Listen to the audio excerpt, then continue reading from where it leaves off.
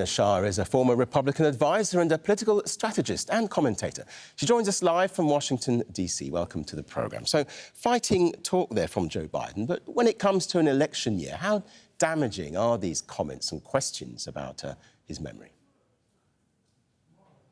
Well, lately in American political headlines, there's been a lot to unpack.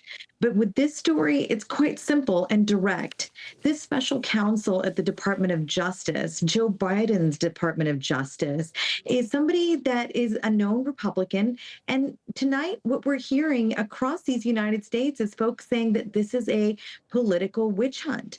But the facts are very straightforward. Again, this is one special counsel who was tasked into looking at the Biden family, of course, but of course, as Biden in his role as VP and what he did with these classified documents. This investigation's been going on for some time, and it's not as if the current president sat with the special counsel just today.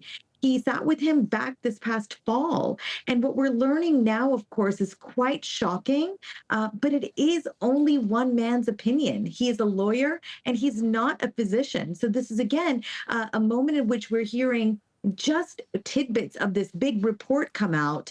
But of course, there's one big full report of which many Americans, I do not think, will read in full. As you say, just one person's opinion. So is it fair to put so much emphasis on these comments?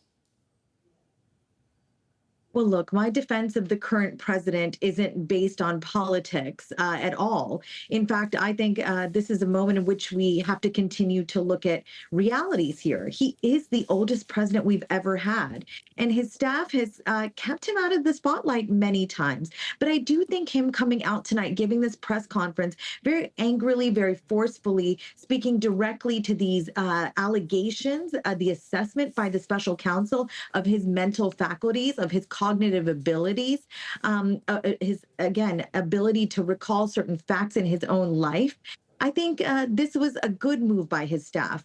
But we have the Super Bowl coming up this weekend. It's a big football game between two big teams, of course, as many people around the world know. It's a very national unifying moment, a great American tradition.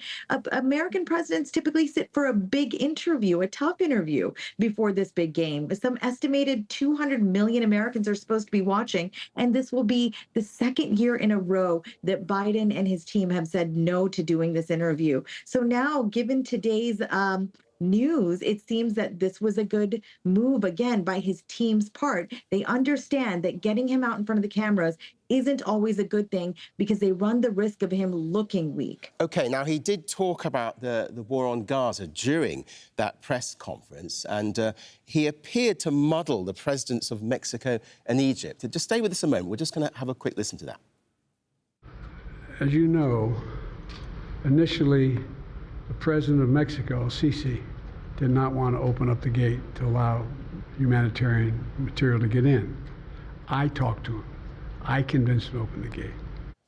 Rina Shah, is that the kind of thing that people will constantly be seizing upon from now on, rightly or wrongly? Well, what we're hearing, those words we just heard, would have been nice to hear from this president many weeks ago.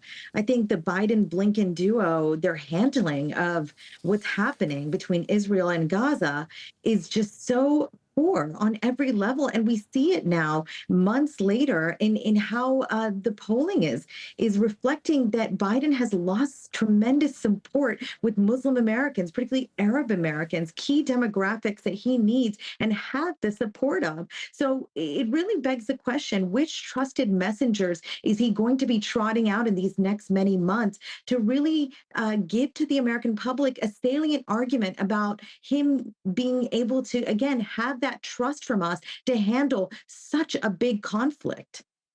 OK, we'll leave it there. Rina Shah, thanks very much indeed for your insights. Thank you. Thank you.